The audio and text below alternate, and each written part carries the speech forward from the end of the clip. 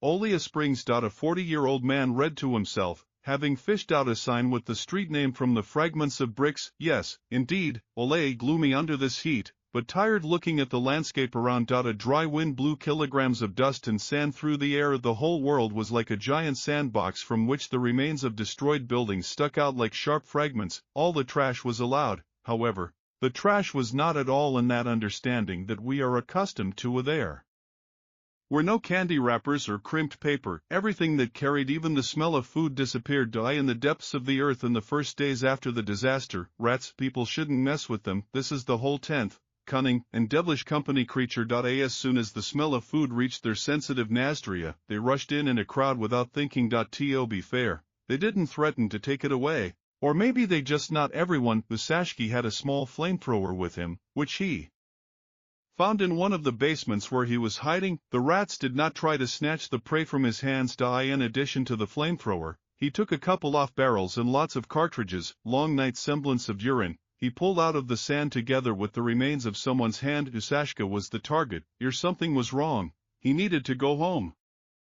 His wife and daughter were waiting for him there. He didn't even consider that they might no longer exist. Alive, his heart told him that they were alive, that he needed Joe. They are waiting for him. What didn't he see on the way to their house? Some wives and children, brothers, sisters. They all lay there, looking at the sky with dry eyes. The first days of the disaster, while people understood what was happening, more than half of humanity died out. The only ones left alive were those who realized that they had to hide. We need to get away from the fog, not in it.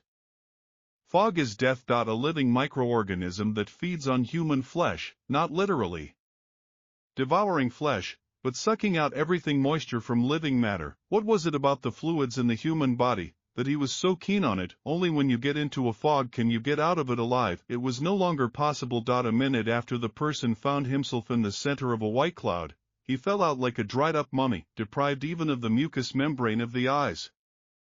The strange thing was that sometimes the person did not die. Perhaps the composition of its liquid was that of faggot. Wasn't to his taste, and he simply spat it out. True, the man was no longer a man. Half of Dreed lost the ability to think and speak. Only one ability remained, the instincts of preservation, which was closely intertwined with the desire to eat. People called them Vitage, a faceless designation. For a person, even if he was a former one, but they were also a vestige, aimless, walking in search of food. Cloudy eyes and no emotions. However, sometimes they became aggressive. In particular, if between him and what he has swept for their own food, a barrier arose. I would drive in and they would kill. Another strange feature of the fog was that it corroded concrete and brick buildings. If the fog descended on the city at night, it could collapse by morning several buildings at once. The buildings were crumbling like cardboard houses. Sasha closed his eyes. She remembered that day very well. A week before the disaster he was sent on a contract to one of the remote towns of Russia. It took 4 days to get to the place by car. Alexander had to set up new military equipment. The mission was supposed to last 2 weeks. Having hugged his wife's chubby daughter on her chubby cheek, he closed the door behind you. He never saw them again. Everything was calm at the military base. Sasha was minding his own business when he suddenly heard soul-rending cries. Looking out the window, he left the Benel. Shreds of thick fog in broad daylight, as if alive, flew around the unit. There were already several dead, dried up bodies lying on the ground. Telephone. There was a burst of machine gun fire. Then everything went quiet. The fog has disappeared. People went out into the street and walked, looking around in fear. To the lying bodies. One night Sasha woke up from a strange sensation. Rastolka in the neighbor's room. He went out with him into the corridor. All the doors in the barracks were open to Nastia, including the entrance one. The room was covered with a thick layer of white fog. He moved slowly, penetrating every millimeter. Spaces. The boys started shouting, waking up the sleeping soldiers, and the battle began. Panic. At 6 o'clock they were looking for a way out of the building. Someone broke into a leg and ran out into the street. It was then that Sashka noticed that the fog was quickly growing in the darkness. Like a predatory hippopotam, and 2 envies in the target of the cloud made a sharp lunge in her side. There was no chance to escape. In daylight or simply under LED lamps, the fog was slow or Neff devouring only what fell into his notro. Sashki was lucky that he caught his pants and closed them, didn't have time to disappear after him out the window. A second later, the fog came out of the barracks and set off towards the Murohaze, sucking the life out of every living thing that came across its path. The fog did not try to crawl into the cracks. It, like the owner, he entered only where the doors were open for him. A small storage room for a bucket, mop and other odds and ends turned out to be for Sasha, the theme with the herb of salvation, which helped him survive the first night. In the morning he crawled out of his shelter and went outside. As for the time being, the connection was no longer working anywhere. A couple of them crawled out of different shelters. Alive, each of them had a desire to get out of here, found backpacks, new clothes, from the warehouse. Everyone took the weapons they thought they had necessary. Before leaving the base, we decided to go to the canteen to get some provisions. There the owner is a Kelitek, and in the future they will call him with a RAG. It was scary to look at them. Half-dried, with whitish eyes, they thoughtlessly they ate everything they could reach and ate their hands. One soldier came too close and reached out with a pack of liver, and he never left the dining room. The guys didn't dare shoot with a machine gun at that time. Everything that moves. Now Sashka fired a bullet without thinking, only it seemed to him that danger was near. His military training came in very handy for him. Gradually, cities turned into obstacle courses, where everyone was for himself. Stavodniak. As the fog descended on the Muro, it became difficult with water. Most of the rivers became poison and the grains became covered. Caustic Ilum it is located on the banks and has become unsafe. The quadruple walked along the twig, smelling the smell of rotting fish, floating to the top of the bellies. They saw rivals in everyone who ran to the pond. Sashka tried to move through the forest. Now he was walking past some village. The solid wooden houses stood empty, maybe not all, but most for sure. It was necessary to replenish water supplies. A foggy cloud loomed in the distance. This means that there were people in the village. After all of this, weightless creature felt the man, and always was spinning around somewhere nearby, waiting for the gaping. The traveler will find himself next to her. I needed to hide.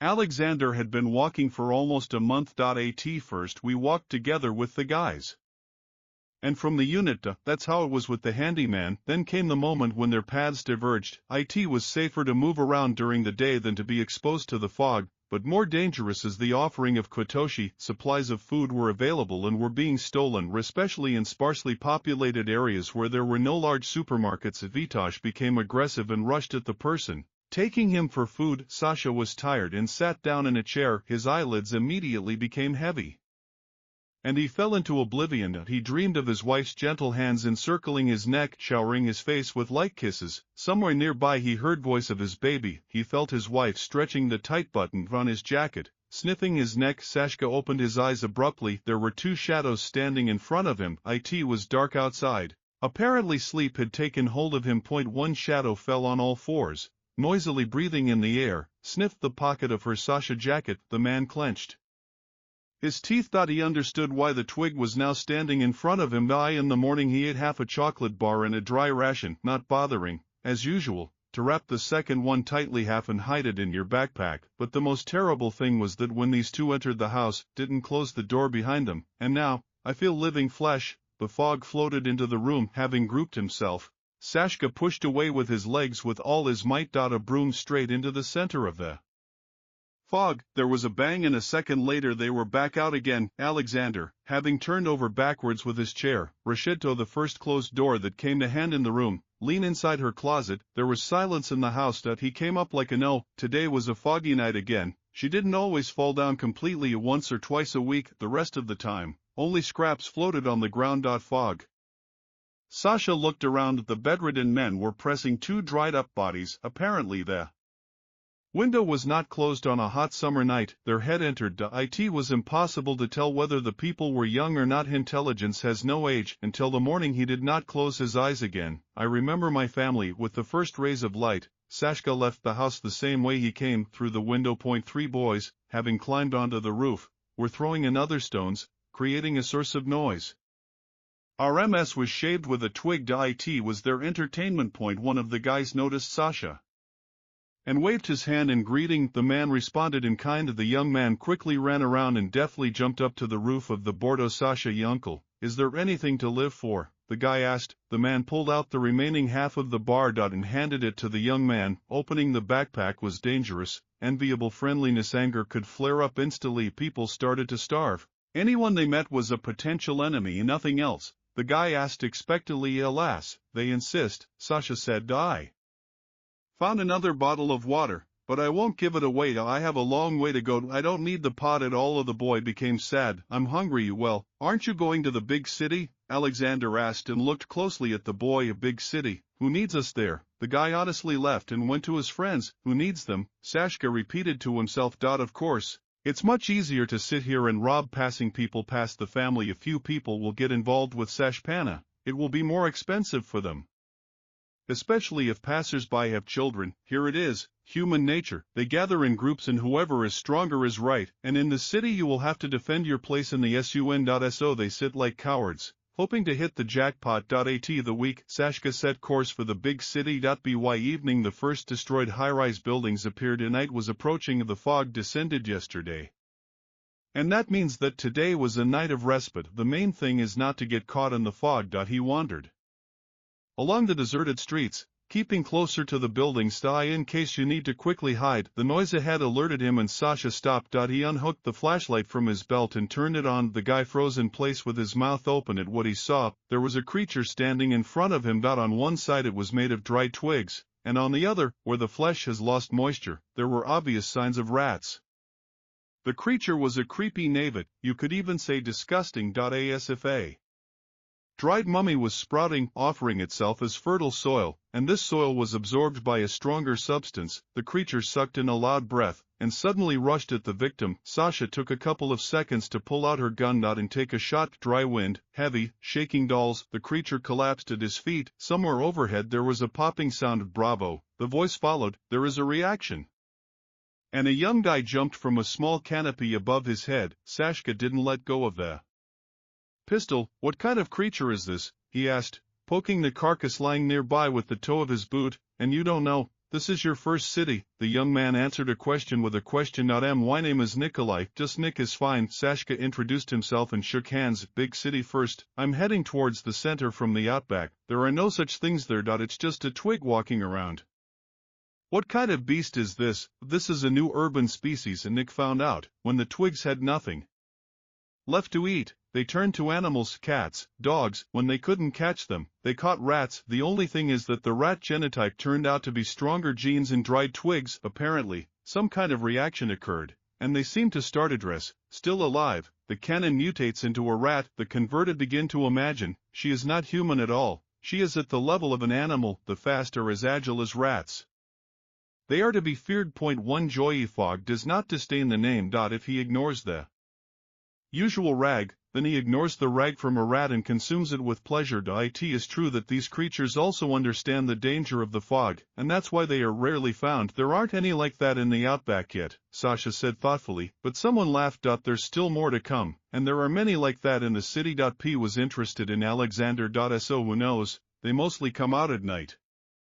They have all the instincts and are open. Nikolai said evenly. Yes, it's a terrible mixture. A rat the size of a human. I wonder if they exist in other cities too. Sasha asked thoughtfully. And Nick must have lived for this. You have to be more careful. Goodbye. It was nice to meet you. You will say. Sashka, which way are you heading? Nick asked. It was clear that the guy didn't want to part with his random counter. I'm going to Triuton. It is 40 kilometers from the capital. I left my wife and daughter there. Alexander answered. It's far away, said Nikolai. How long have you been walking? I don't make stops. I need to get there quickly. Sorry, I have to go. Sasha said goodbye again and didn't look back. Go away. The new city lived here and their people were gathered together. They may have been trading food, maybe something else. There was no need for Sasha to be curious. From time to time, shadows of the creature flickered in the darkness. I didn't want to meet them at night, and he decided to find himself a handkerchief.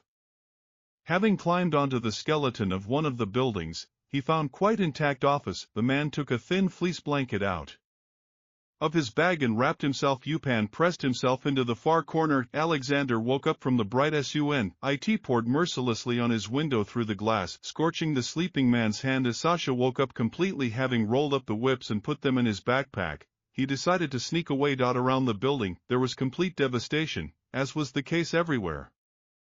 The building itself was heavily damaged. Apparently, the fog had seriously undermined its foundation. Alexander Bugla noticed a littered cooler. There was literally enough water for 2 mugs, but it was drinkable and safe. Sasha washed himself with this water, finally driving away the remnants of sleep. Having descended the same way as I had ascended here, he stepped onto the ground. The city was slightly more lively than at night. People approached each other and exchanged something. Some were looking for something specific, others didn't care, and not just exchange things for more profitable ones. Excellent.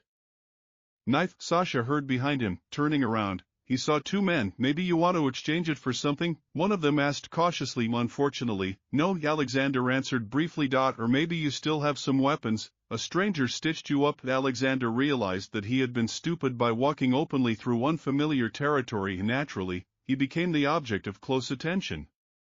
The use of weapons cannot be avoided. He thought about it, and at that very moment a guy jumped down to the ground. From somewhere above, listen, Herman, he turned to one of the men. Something has stuck to the man. This is my relative. He's just passing through here. He will leave the city today. Don't bother him. The man winced and looked intently at Nikolai. Again he's sticking his long nose in and asking for something. He abandoned evil. What does it matter to me, Nikolai? I'm waiting for your relatives if they have something to profit from. Go ahead, guys, Riaf Mulgerman. And only then did Sasha notice that there were several more people sitting in ambush, ready to jump out at the right moment. Fog. Suddenly a voice started screaming from somewhere. A fog from the northwest. 3 big clouds. The people in the street scattered in all directions. Nobody wanted to meet with Tuman. This time you were in luck, traveler. Herman spat on the ground. There will be no second time. He and his gang quickly disappeared into the alley. Alexander turned his head. Misty clouds were slowly moving towards them. Follow me, Nick commanded, and deftly jumped onto the small platform next to the melting building. Sasha followed his example. After 10 minutes they turned into a part of the city where there were almost no people. Where are we going? Sasha asked. This is the outskirts of the city. This is one of my refuges. I come here if I need to so that no one can find me. Almost all the buildings here are corroded. Every millimeter is taken by marauders, and it's not so easy to notice the entrance. Nick deftly ducked under the iron, weathered sheet and opened the entrance. The room was dry, and even somehow cozy. A sofa, 2 large armchairs, and a table occupied the entire space of the small room. Sasha looked at the rainbow owner. Who were those people down there? He asked. Kolia grinned. This is Herman. For some reason he decided that he was now one of the main people in the city. A bunch of guerrillas have gathered together in a gang and think that they can do anything. Nick understood. You live here alone? Sasha asked again. Yes, Nick answered. Tired from sitting in the chair watching movies. The mother died on the very first day. She was full and couldn't figure out what was going on with the electric train. My older sister, a week later, stupidly, and I've been living alone since then. How old are you? 18. Why did you help me? Sasha asked. Don't know. When my sister died, I wanted to go out to meet the fog myself, but there is no one to live for. Maybe I just wanted to be useful to someone. There is no one to live for. He grinned. Sasha, Kolia, you are 18 years old, you have your whole life ahead of you and a bunch of children. Nikolai looked at Alexander as if he was praying. A bunch of kids? He asked again, not believing his ears. Look what has happened to this world. Do you think I'll decide to have a family and children? For what? So that in one moment this weightless creature would devour everything again? What is dear to me?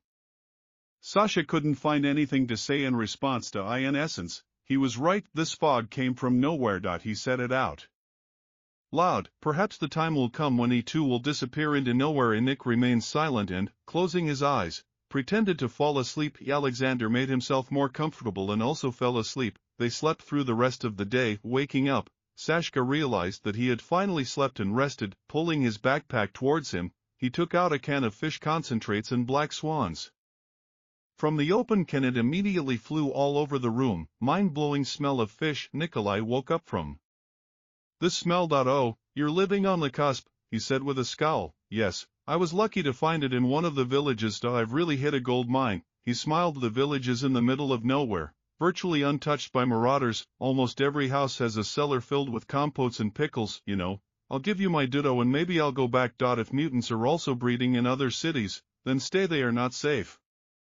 You need to get away from people. They silently ate fish with stale bread and Each thought your own. Night was falling on the street. Sasha waited to see if it would be a dark night. If not, he will set off again. Sleep was clinging to its last rays at Glapa, it seems, also decided to get some sleep that night. I have to go, Sasha said quietly. Thanks for everything. Nikolai silently shook the hand offered by Alexander. The man left the shelter with a creaking sound of a sodden leaf. He deftly jumped from one piece of debris to another, trying to get out of the city's vicinity as quickly as possible. Sasha noticed the shadow that flashed across the ground too late. Someone tripped him and the man fell head over heels. He landed painfully on his side and was caught. The rib was probably broken. The man pulled himself together and sat down, leaning his back against the wall. There was an ominous silence all around, and suddenly, a small red light flashed a couple of meters away from him. There are two more nearby. Then another one. A thought struck Sashka, which made his hair stand on end. Here, on the outskirts of the city, mutants were crawling all over the place, in search of innocent travelers. Their eyes were red dots. There was a hoarse growl and one of the dots moved forward. A creature came out into the moonlight. One of his hands was withered and cheerfully whipped, but the second one was like a tisto and a rat's paw. The unevenly elongated muzzle inspired horror. The one-eyed creature periodically bared its teeth, revealing rows of smell as well as sharp teeth. Sasha felt around behind his back, trying to find the carabiner. Nimota, well, it wasn't there apparently. When he was flying down, he got unhooked as luck would have it. The man screamed loudly. The creature moved towards the sound, and now there were four mutants standing in front of Alexander. The one who was growling lunged first and pushed away sharply, pounced on the victim. Sasha screamed loudly in pain. Small teeth sank into the shoulder, intending to break through. Carters on the neck. They rolled on the sand, raising clouds of dust. The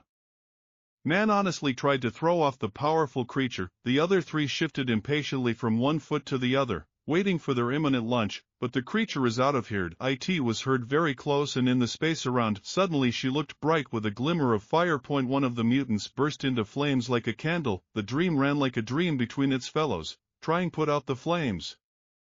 The rats scattered in all directions, including the one that was sitting in Sasha. My eyes darkened with pain. The hand is cheerfully whipping. Sashka felt blood flowing inside his sleeve and onto his skin. Get up, a voice spoke hotly, helping the man to rise. The fog is coming. Alexander Susaliams focused his gaze. Nikolai was squatting in front of him and helping him get up. With some effort, the man stood up straight. Together with Nick, they walked away from the fog, proceed from the spare city towards the forest.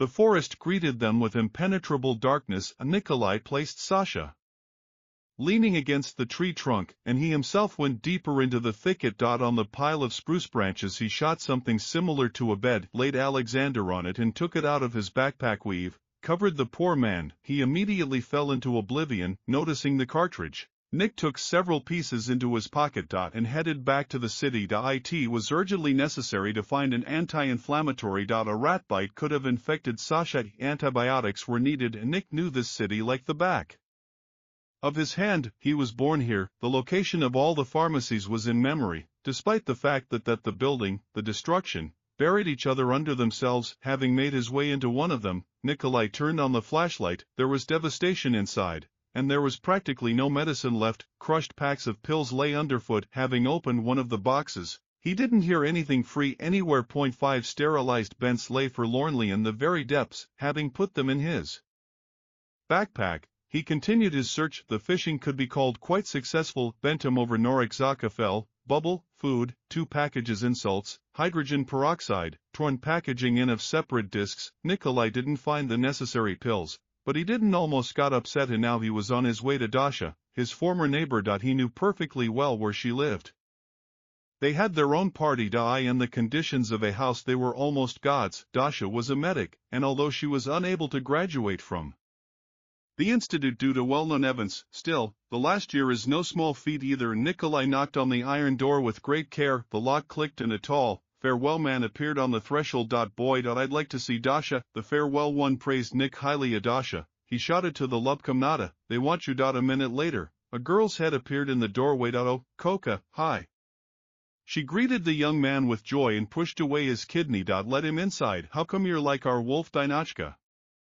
So I didn't join anyone, and he didn't join. Nick muttered that he always liked Dasha. The guy helped her if he saw that tan, for example. Don't send them away, yellow bags. Peroras helped with the male part of the apartment, which she was filming. I need help. A man was bitten by a mutant. I would like some stronger pills. Pills, the girl repeated questioningly. And what in exchange? In exchange, Dasha? Don't be a jerk, Nikolai said, looking into the eyes. The man needs help here. He extended his hand to her, on which lay several cartridges of the girl, who did not expect to hear such a thing addressed to her. A forest review from the lips of this young man, laughed. Okay, that'll do, she said, and, taking the proposed exchange, went into the room. Dasha returned, holding a pack of pills in her hands. Mother, a roll of cotton wool and an elastic bean, just for you, said Anna. I remember how you carried my bags for me. Take one tablet twice a day, run around the pharmacies and find something to rinse with early, maybe. Not all of it was wasted. Having thanked the girl, Nikolai left the shelter. Following the advice, he glided like a shadow across the several destroyed pharmacies in the area. The finds were few, but in almost every one he found a bottle of peroxide or chlorhydric acid. He dropped by a looted supermarket on the way and found a couple of men's t-shirts. Pleased with himself, Nick headed out with the first rays of the sun to where he left Alexander. He found the man sitting by a tree. You are conscious. That's good, Nikolai said in a friendly manner. Sasha opened his heavy eyelids. You saved me again. He spoke slowly. Glad to be of service. Listen, I ran into town and brought the necessary things. You need to take a pill and definitely bandage it. Early Alexander took the medicine. He unzipped his windbreaker and pulled it off. The t-shirt was soaked in blood. On the shoulder there is a red, inflamed rash. On the right side under the ribs. Rastiak Sofia Latova red scenic. Needs to be processed early. Nick said, taking out everything he needed from his backpack. Where does good come from? Sasha asked. You will swear. I'm guilty, the guy replied. I found some cartridges in your backpack. I took a few pieces and exchanged them for this. What is there to quarrel about? Alexander didn't understand. How many times have you saved me already? You shouldn't do this. It rang out very close. The man turned around and practically ran face first into pistol grip. This is my home, and now my daughter sleeps in it. There is no food. Water is running out. I ask you to go in peace. The young woman stared straight ahead, practically without blinking. It was clear that she was determined. The man asked how many survivors there were in the village. Almost half, she answered dryly. The man silently walked away from the window and disappeared into the darkness. Only after she closed the door of the house did Lisa relax. She lied to the man when she said that it was half the village. There are no more than 4 families along the entire long street, and there was a house at all and not hers. She moved in with her daughter a week later. The appearance of fog. When I got ready, the concrete houses were like fragile waffles, can happen at any moment. I gathered the most necessary things and took the baby under my arm. And set off on her way. She wanted to get to this village right away. It was located very close to the city, and there were houses there elite in quality. I waited a week specifically. As soon as I realized that chaos had begun and many had died on the first day, I realized that I needed to wait. The first marauders combed this village almost immediately. The second wave came just a week later. After them there was nothing left to take, but the climbers didn't need things, and they needed to be strong, safe, sheltered. In principle, she didn't even choose the house itself. At a distance from the main building there was a servant's house. These are the dwellings she has chosen for herself and for 5 years. Not wiki. It was also impossible to go far from the city because that she knew that her husband would come back for her. Sashka was not one of those who gave up easily. A strange woman's heart told me that all that was needed was hold out until he arrives. Liska was generally a lucky girl, always. She was absolutely sure that this world was tailored for her, and even if there is complete chaos going on around us right now, she will get out of it. She will get out. She just needs to wait for her husband, and this time Lizzie was lucky. While arranging their new home, she thought of only one thing: how to go in search of food. It was not possible to leave my daughter at home alone. What she took with her from food and approached towards the end point. One evening she decided to visit the empty houses of the village, chose the closest one and climbed in. Destruction, broken things, everything scattered. The marauders had made a good living, she thought, and was already about to leave, when suddenly my gaze caught on one of the photographs hanging on the Wall and frames, they were all moved from their places and tilted in different directions. Sides. Point one was cheerfully even, as if it were heavier than the others. Lisa pulled out a chair and pushed it away. There was a small door behind the photo. A thought flashed through Sayev's head. At that moment, something rustled behind her, and Lisa was afraid. Jumped off the chair. There was a boy standing in front of her. He looks no more than 10 years old. The boy's eyes were red. His whole appearance showed that the child had not slept for a long time. Hello, Lisa tried to smile. Hello, I responded to them. Boy, have you come to rob too? Oh no. What are you saying, dear? Lisa snapped. Don't make excuses. The boy interrupted her. Everyone is robbing. This is my home. My mom, dad, and I lived here, and now I live in the basement. It's not safe up there. The house is often visited by thieves. They think there's still something left here. Lisa's heart sank. Who do you live with in the basement? She asked. Point one. Mom and dad didn't come back that night. How do you survive alone? I also sometimes climb into other people's houses, the child answered, blushing slightly. Listen, Lisa, here it is. If this is your house, then you may know the number from safe. I know, he answered calmly. 1808. The child said evenly and, turning around, walked away. From the room, Lisav sat down on a stool and dialed her a cot. The lock clicked and the door opened. In the dark depths of the small safe lay money. Lisa smiled sadly. Looking at these useless papers, reaching deeper, she pulled out a pistol. This is simply wonderful, she cried out, unable to contain her joy. She still had a vague idea of what she would do with the weapon, but the fact that it appeared was already good. She tucked the pistol into her bosom and left the room. Hey, kid, Lisa raised her voice. The boy left the room. What is your name? She asked. Sarioza, the boy answered. Get ready. Baby, come with me. You have nothing to do. I have to do this alone. It takes 5 minutes to get ready. Take only what you need. The boy didn't have to be asked a second time. 5 minutes later they came out from behind the accomplice, and Lisa she took the child with her. So Wika got a nanny, and Sarioska got a new family, and Lisa, opportunities leave home and search provisions.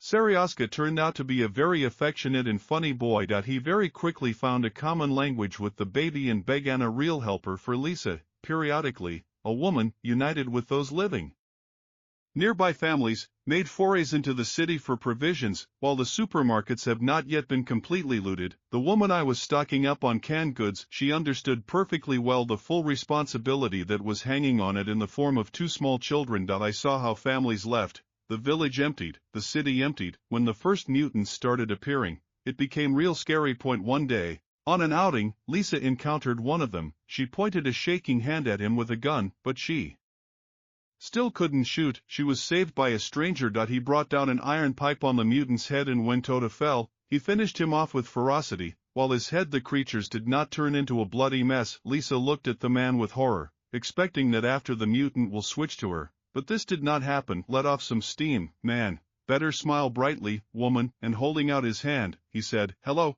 I'm Maxim, and I hate mutants. Lisa cleared up about laughter. Club Anonymous Non.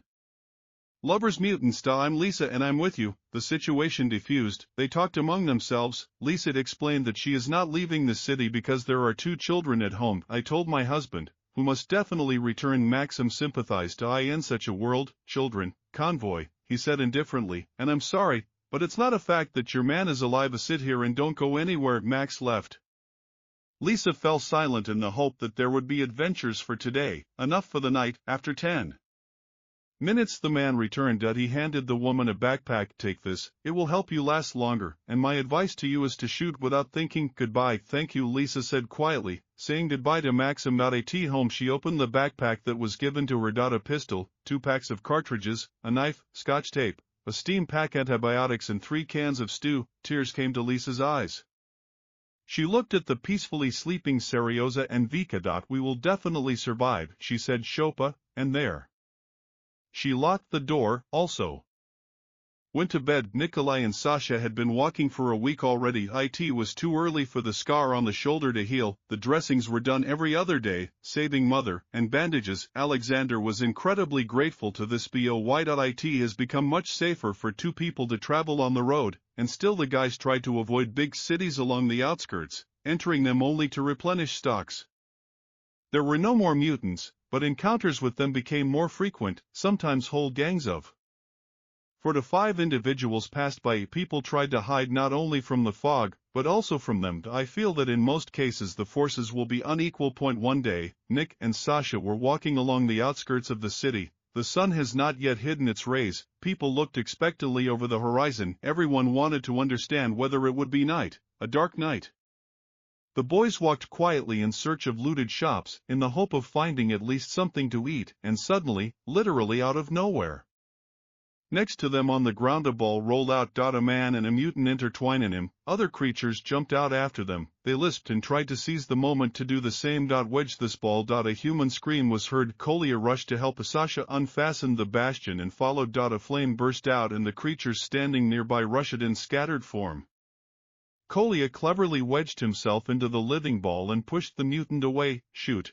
For the polearm, and Sasha, grabbing a pistol, fired in the creature. Mutant jerked and, grinding his teeth disgustingly, fell down. Dead. The man lay motionless, the face was scratched, the eyes were closed, the blood was drained. He is unconscious. Leaning over him, said Nikolai, and that's not the worst news. Sasha didn't answer. Look there. Kolia turned in the indicated direction. A long, drawn-out groan or sigh escaped his mouth. The sun has disappeared, giving power to the darkness. A thick wall of fog was approaching from the horizon. Today was a night. We need to get out of here immediately and find shelter, he said. Nick, you can't leave him here. Raising the unconscious body of a man and a friend, the boys moved to the other side of the prison to take cover. Over there, Alexander commanded and pointed to the broken one-shop windows. Once inside, they found a storage room. Having thrown out the working equipment, the guys locked themselves in. From the inside, having laid the wounded stranger on the floor, Nikolai began to watch its damage. A laceration, a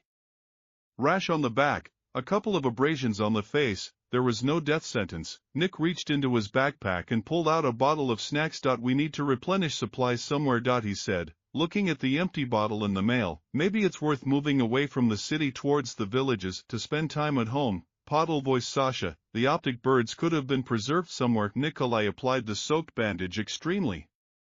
The man woke up and opened his eyes. Where am I? He asked. Safe. Nick replied. It's foggy tonight. The man tried to sit up and winced in pain, and he treated his back, said Kolia, early torn, but not deep. Thank you. The man responded. My name is Maxim. Alexander. Nikolai introduced himself in response. Do you live in this city? Alexander asked. Oh no, I don't sit in one place. I move from the city to the city. This way there is a better chance of embroidering. The ability to find food while sitting in one place, minimum. Only those who are burdened sit still, mostly women with children. It's not possible to walk all your life, Sasha said. As soon as I find a wife, I already know where I'll go, away from the cities, away from these creatures. I have to see this damn thing sometime. At that moment, somewhere on the street, a heart-rending sound was heard. Scream. The fog cut short someone's life. The men fell silent. Life is a strange thing. Maxim started the conversation again. Almost a month ago I helped a girl. I took all the medicines I had, and today you spent your reserves on me. Why did you remove her medication? Nikolai asked. I am more needed. I saved Lisa by killing the mutant. He invited her to come with him, but she refused. She was hiding her daughter somewhere apparently. The little one can't leave the place. Alexander on the prick. He asked Lisa again. What city was this in? Do you remember now? Max chuckled. In this devastation the name is no longer important. It's important to me. Sashka shouted with heat. I'm going to the capital to find my wife and daughter, and my wife's name is also Lisa. Maxim's eyes widened. Such a coincidence is possible. About bromatilon, Talisa told me that she was waiting for her husband. She is sure that he will return. Sasha covered his face with his palms and began to sob. They spent the rest of the night in silence. Did any of them sleep that night? Unlikely. Everyone was amazed that even in such a world full of fear and chaos, miracles can still happen. In the morning the boys said goodbye. I wish you to find your wife alive. Max threw it in for last. I think it is quite possible. And where will you go? Nikolai asked. Don't know, Maxim answered. Where are your eyes looking? There may be places where the fog never returns. After the night conversation, Sasha seemed to have an opening second wind. He was once again convinced that Lisa was alive and that his intuition it doesn't let him down. Days gave way to nights. Darkness to dawns. It was becoming increasingly difficult to avoid a skirmish with the mutants, these creatures adapted to the daylight. Alexander was moving towards his goal and did not slow down in the cities. or rather what is left of them, became increasingly recognizable. The time came when Sasha stopped in indecision. He clearly stood in ruins of his city, but I couldn't figure out exactly where to go. The city was unrecognizable. Moreover, evening was falling on Earth and a decision was made: find a place to stay. And in the morning, go for a detailed study. Areas and searches, down or up? Colia asked, thinking where it would be best to look for shelter. Let's go up instead. There is a greater chance of tearing into old things at the bottom. Having aimed at a tall building, the guys decided to make their way to him. They found a room with intact glass and locked the door. And prepared to wait out the night. Where are we going to look for her? Nick asked. It is clear that she found a hiding place somewhere that could be anywhere. I don't even have a clue yet, Sasha answered. But Colia, if we've already come this far, I'm sure that I'll find her. Alexander stood up and walked over to the window. Night fell on the street. Looking down, the man saw how the Paris Vallon, diving from one hole to another, the shadow of the tents darted about him. A cloud of white fog floated before him, descending down to the ground, in search of an unexpected victim. Avoiding the fog, the shadow of the people and creatures who were swaying began to flash more often. At some point, one of the creatures jumped onto a piece of debris. The building was right opposite the window where Sasha was standing. She held his gaze with her red eyes for a moment, and here she buzzed away. The man also moved away from the window and got ready. Sleep. Sasha woke up because Nikolai Takanko was touching him. I'll shoulder it, and putting my finger to my lips, I said quietly, shh. Alexander was all ears. There was some kind of commotion behind the wall of their little room. There was something scraping on the backside. Alexander pulled the backpack closer to himself and pulled himself out weapons from him, and just as Nikolai managed to point the flamethrower at the door, she literally collapsed inward, and the room filled with mutants. The table was filled with chaos as the first to burst in. The rats squealed disgustingly and rushed around the room, jumping on the surviving glass and trying to break it. The room was filled with an unbearable stench of smoldering wool and hot meat.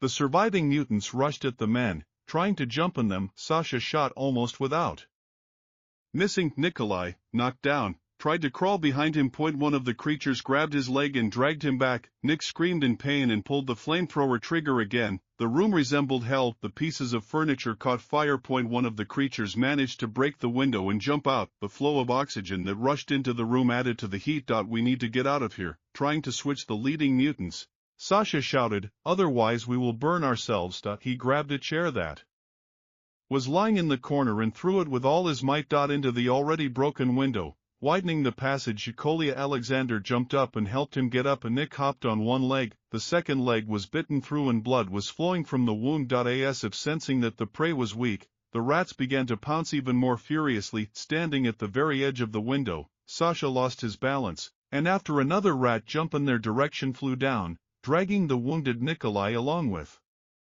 him. The blow was absorbed by the sand embankment. There was no time to rest. Burning candles began to fall out of the hot window onto the street. Mutants, using them as a pillow, they jumped out after them. Surviving creatures sickened by the fall, Sasha crawled into the shadows, actually dragging Nico along with him, who was just pushing off with the uninjured leg, leaning his back against some wall. Alexander began shoot those creatures that landed on the ground unharmed. In general, the madness from the fire and the shot at the creatures left place of the house, wanting to save their own skins. The last mutant, who had jumped out of the window, disappeared into the darkness. The remains of those who were unlucky enough to escape were burning on the ground. From fire. How did they know where we were? Nikolai asked, breathing heavily. Yesterday, when I was standing by the window, one of the creatures was escaping. Fog noticed me. I think that played a role. They become more intelligent, Sasha explained, with bitterness in his voice.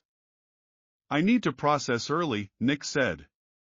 Yes, but it's not safe here. Listen, Alexander began, not far from the city was village, private sector. There's probably some good shelter to be found there. Let's move there. I'll help. The man carefully helped the stake to rise. Slowly they shaved between the destroyed high-rises to the side village. The first glimmers of dawn were appearing in the sky.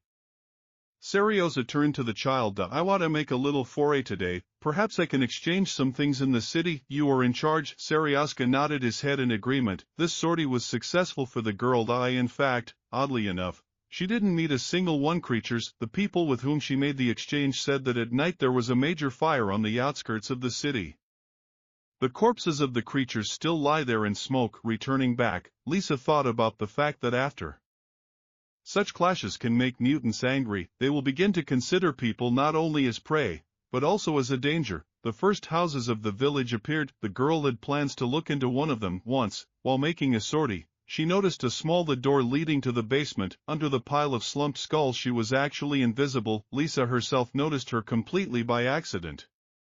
There was a possibility that the basement of the house had not been visited. Marauders, and they could find something useful there. She was carefully making her way to the shed when she suddenly heard noise behind you. The girl stopped and became silent. It was scary to turn around. Seeing a weapon in your back would be a disaster. She carefully pulled the pistol from her belt, exhaling loudly. Lisa turned around sharply. There was no one in sight. Having calmed down a little, the girl continued on her way, and yet, as she took each step, she became convinced that there is someone behind. Lisa's skin felt a piercing gaze that literally drilled into it. There was no meaning in the tick-marked place. Lisa quickened her pace. Bringing the one who was following her to the house would be a huge mistake, and then she abruptly changed course, going in the opposite direction. Direction from his shelter. The moment when the girl already clearly heard steps behind her, she stopped and turned around. 4 creatures stood a few meters away from her.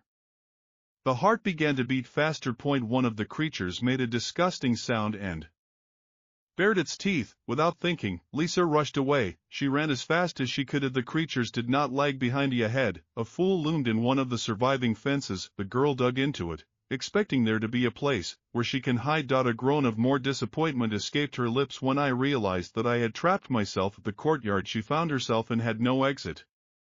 The only door leading into the house was blocked. It was broken down to the first floor. It was too high to she was able to jump into them. There was a rustling sound. One after another, mutants entered the yard and crawled into the crawl space. Lisa pressed her back against the fence and held out her hand with the pistol. One of the creatures squealed disgustingly, sensing its prey. At that moment, a silhouette flashed in the window of the house. The girl closed her eyes. The hand dropped limply. Apparently, the creature was surrounded, she thought with her.